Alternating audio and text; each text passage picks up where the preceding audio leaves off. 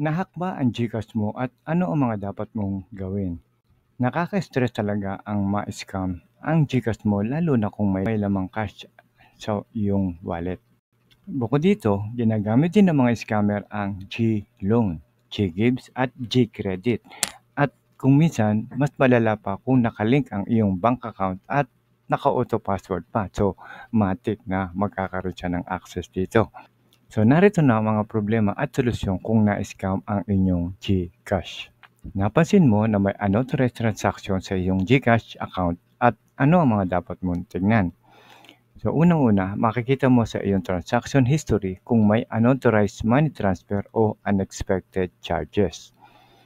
Kung mayroon kang subscription katulad ng sa social media, sa App Store, sa Google Play, sa Netflix, Spotify, siguraduhin mo lang na nakalink pa ang mga ito sa iyong account at active pa ang mga ito. Isa ito sa paraan para makita mo na nakalink pa ang iyong account at di pa ito nagagalaw. Number 2, palitan mo agad ang iyong MPIN para ma-secure mo agad ang iyong account. So sa pagpapalit ng iyong MPIN, ikaw na lang ngayon ang makaka-access nito. Number 3, i-report mo agad ang mga unauthorized transaction sa GCash within 15 days ng transaction date. So pwede bang maibalik ang pera na na-scam sa GCash? Sa ngayon ay di po nagbabalik ng maling transaction ang GCash at saka ang Union Bank. Partner po kasi sila, no? Pero sa iba pang transaction at kung ito ay na-hack, iimbestigahan pa po yan ng GCash kung reversible o po pwedeng ibalik sa inyo ang mga transactions. So ang ibig sabihin, so take note pwedeng ma-recover at pwede ding hindi. Depende po yan kung gaano nakatagal at saan ginamit. Okay, may imbestigahan naman po ng GCash yan. Dapat lang na mag-raise agad ng ticket sa GCash help tungkol dito at baka sakaling pwede pang maisauli. Baka sakali paano mag-try mare-recover o ma-recover ang ninakaw na pera sa GCash? Number 1, contact GCash customer support immediately. Ibig sabihin, yung time na pangyayari hanggat maaga ay ma-report nyo kaagad ang pagkawala. Number 2, ibigay ang lahat ng detalye at mag-request na i-freeze at reversal. Okay? Naka-yellow yan. I-freeze o i-stop at ibalik sa inyo ang mga transaction. Okay? Yan po yung ginagawa ng GCash para nagbabakasakali din sila na makuha at mai-reverse yung mga transaction. Paano namang i-report ang GCash account kung ang iyong phone ay nanakaw o nawala? Number 1, manghiram ng ibang phone. Of course, syempre nawala na yung phone mo. May mga nagtatanong kasi dyan, nawala na nga phone ko. Paano ko pa matatawagan?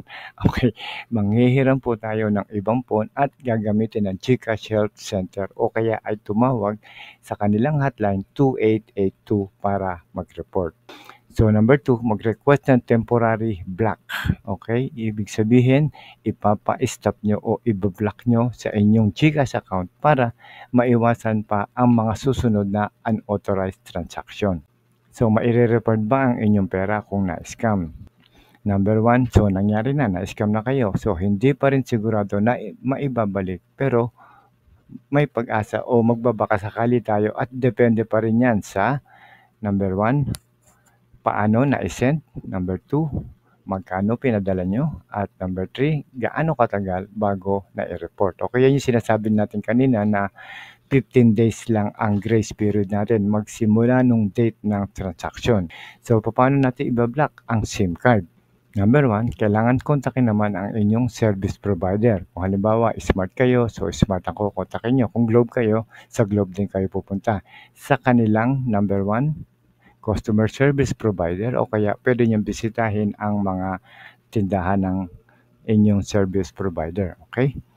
So number 2, i-verify ang inyong identity. Maganda katulad ng security questions, yung mga nung nag-register kayo, yung security questions na sinasagutan nyo. So alam nyo naman yun, di ba? O mag-provide ng information na magpapatunay na sa iyo ang SIM card. Number 3, ihanda ang SIM card detail number at mga relevant details. Number 4, mag-request ng SIM card deactivation. Okay? SIM card deactivation o blocking. So, ano ang inyong dahilan ng pagkawala o iba pang dahilan? So, mga mahalagang paalala naman tungkol dito. mas mainam na may barangay o police report para sa mga legal action. So, ibig sabihin, pag nangyari sa inyo na na-scam kayo, mag-report ka agad kayo sa barangay o kaya ay sa police para meron kayong record.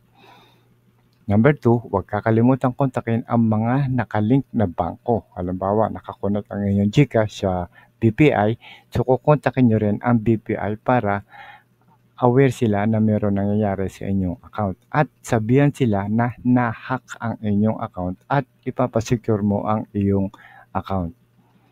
Number 3, huwag basta-basta magkiklik ng mga links, no? Lalo na kung ito ay may urgency, yung pagmamadali o nanghihingi ng details katulad ng account number at password. Number 4, tandaan din na hindi nanghihingi ng detalye ang GCash kahit na anong problema.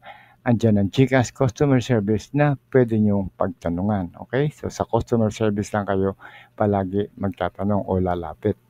So, mga tips ko sa inyo sa paggamit ng GCash. Number 1, huwag maglagay ng malaking pera sa e-wallet.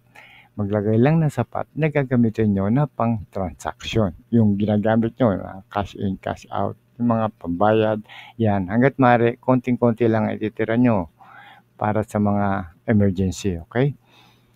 So, number 2, ilagay ang pera sa bangko kung ano yung nakalink sa GCash nyo. Okay? So, pwede nyo ito ma-withdraw at ilagay sa GCash anytime na kailangan nyo. So, halimbawa, magbabayad kayo ngayon sa inyong telephone bill o wifi bill, withdrawin nyo sa inyong bangko, papunta sa inyong GCash at ibayad nyo agad. Okay? Number 3, kung dalawa naman ang phone nyo, ito, mas magandang ganitong sistema, no? Kasi ganito rin ang ginagawa ko. Kung dalawa ang phone nyo, mas mainam na magkahiwalay ang GCash account at ang inyong SIM card. So, ang ibig sabihin po niyan, nasa isang phone ang GCash account, yun yung ginagamit nyo araw-araw, no? At nasa backup phone naman ang SIM card. Ito yung nakatago lang at backup na. So, bakit? Kahit mawala ang inyong phone, nasa inyo pa rin ang SIM card at pwede niyong palitan agad ang MPIN kung sakaling mawala o nanakaw. Okay? So, mas importante po ang SIM card kaysa account. Ang account, pwede nyo pa-stop, pwede nyo pa-deactivate, pero ang SIM card nasa inyo pa rin. Anytime, pwede nyo i-reactivate. So, kung nasira naman, importante na nasa inyo ang SIM card at madali nyo na ma-recover ang inyong account. So, hanggang dito na lang at sana ay nakatulong muli kami sa inyo. At huwag niyo lang kakalimutan mag-like, subscribe at hit niyo na rin ang bell para updated kayo sa ating mga bagong videos. Mula po sa Promag TV, maraming salamat po muli at God bless.